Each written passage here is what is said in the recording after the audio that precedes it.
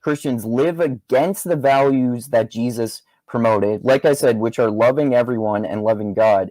And he gets into talking about Buddhism as well. So he talks about how Buddhism is better because it's about seeking rational enlightenment without the belief in a God, and um, Christianity teaches us to live against our nature by pursuing truth and moralizing, which is again against what Jesus taught. Again, Nietzsche talks about how Jesus taught us to love each other as we love ourselves and to love God, right?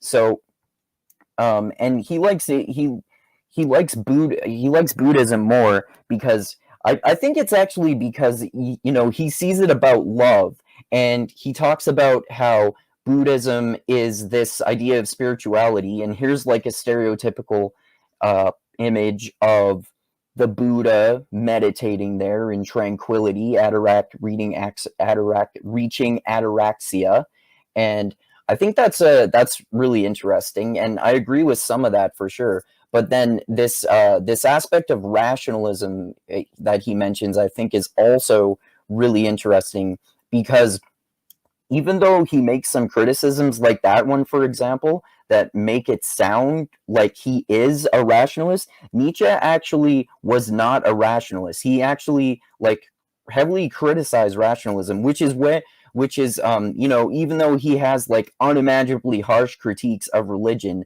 it's why he's different from militant atheists in that they really care about truth a lot. He heavily criticizes it, and in the same way, he was not a rationalist. In the same way that he was not a nihilist, as people claim, he was an existentialist, of course.